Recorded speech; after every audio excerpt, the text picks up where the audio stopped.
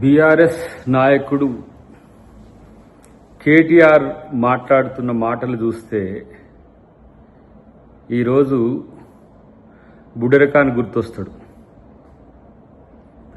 Congress party మీద BJP అక్రమంగా పెట్టిన కేసును బూచిగా చూసుకొని ఒక ఎర్రిపప్పలాగా ఇలా బీజేపీ వాళ్ళ కంటే ముందు నువ్వే మాట్లాడుతున్నావు. ఇది కాదా సాక్ష్యం? బీజేపీ నాయకుల కంటే బీఆర్ఎస్ నాయకుడు కేటీఆర్ మాట్లాడడం అనేది బీజేపీ తొత్తుగా బీఆర్ఎస్ మారిందని చెప్పడానికి ప్రత్యక్ష ఉదాహరణ. అవినీతి గురించి మీరు మాట్లాడుతున్నారా బీఆర్ఎస్ వాళ్ళు? తెలంగాణను దొంగల దొడ్డిగా మార్చిన దొంగలు మీరు, మీ కుటుంబం మొత్తం. ఎలా రేవంత్ రెడ్డి గారి మీద కామెంట్ చేస్తున్నారు.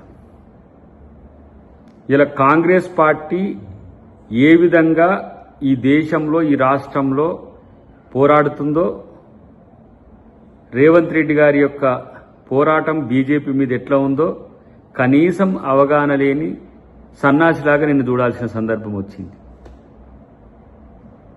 ఇది నీ రాజకీయ అవగాహన.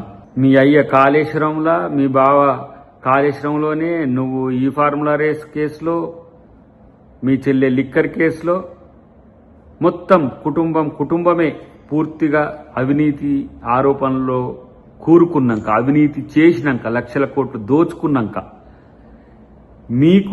మీరేం చేయాల్సిన పరిస్థితి మీకే తెలియని పరిస్థితిలో ఇలాంటి కామెంట్స్ చేస్తున్నారు అనేది సభ్య సమాజానికి అంతా తెలుసు. కాబట్టి ఇలాంటి ఏమి తాటాకు చప్పుళ్లకో లేకపోతే బీజేపీ ఒకల్తా పుచ్చుకొని మాట్లాడే మాటలకో తెలంగాణ ప్రజలు ఏమీ నమ్మరు. ప్రత్యేకించి ఫస్ట్ నీ ఇల్లు సరిదిద్దుకో, ఫస్ట్ దాని సంగతి చూసుకో. కాబట్టి నీ రాజకీయ స్వార్థం కొరకు ఏ విధంగా ఎవరిని ఎట్లా వంచన చేస్తున్నావు, మోసం చేస్తున్నావు నువ్వు ఆత్మపరిశీలన చేసుకోవాల్సిన అవసరం ఉంది. కాబట్టి అలా కాంగ్రెస్ పార్టీ రాహుల్ గాంధీ గారు, సోనియా గాంధీ గారి మీద పెట్టిన కేసు ఎలాంటిదో ఈ దేశ ప్రజలకు తెలుసు. బీజేపీ రాజకీయ ఎత్తుగడలు కూడా అందరికీ తెలుసు.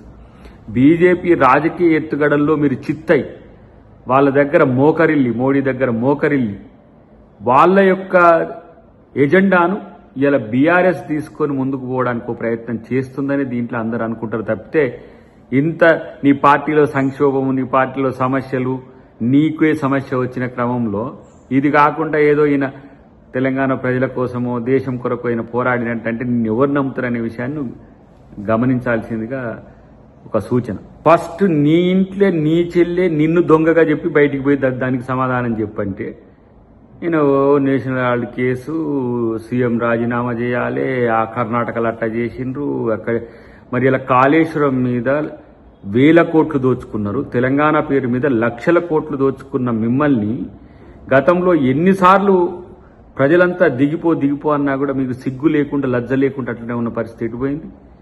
ఇలా తెలంగాణను పూర్తిగా డక్కోలు చేసి, పూర్తిగా ఇట్లా ఏమంటారు పిప్పి చేసి తెలంగాణ ప్రజల్ని మోసం చేసిన మీరు చెప్తే తెలంగాణ ప్రజలు ఎవరింటారు? గిట్లాంటి పనికిరాని ముచ్చట్లు అన్నీ కూడా గతంలో చెప్తేనే మిమ్మల్ని తీసి పాతాళానికి తొక్కితే ఈరోజు ఇంతవరకు పైకి వచ్చిన పరిస్థితి లేదు.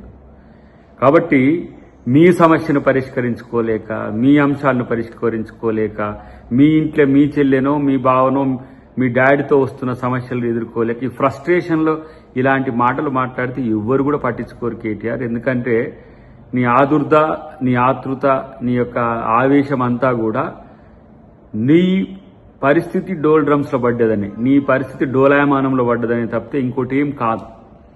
ప్రత్యేకించి ఈరోజు రేవంత్ రెడ్డి గారి మీద చేసే ఏ ఆరోపణ అయినా అది నిజాయితీగా మీరు పెట్టిన కేసులకు ఎదుర్కొంటాడు, బీజేపీ పెట్టినా ఎదుర్కొంటాడు, దేన్నైనా ఎదుర్కోగల సత్తా, దమ్ము రేవంత్ రెడ్డి గారికి ఉన్నదనే విషయాన్ని తెలుసుకో ఫస్ట్. అది ఆ జ్ఞానం లేకనే ఇంకా నువ్వు ఇక్కడ కొట్టుకాసి వస్తున్నావు అని చెప్పి తెలుసుకోవాల్సిన అవసరం ఉంది. విదేశాల్లో ఉన్నత విద్యను చదువుకోవాలని అనుకుంటున్నారా? అయితే వెంటనే ఫ్లైగ్రాడ్ ఓవర్సీస్ ఎడ్యుకేషన్ కన్సల్టెన్సీని సంప్రదించండి. మీ విదేశీ కలలను సాకారం చేసుకోండి. ఫ్లైగ్రాడ్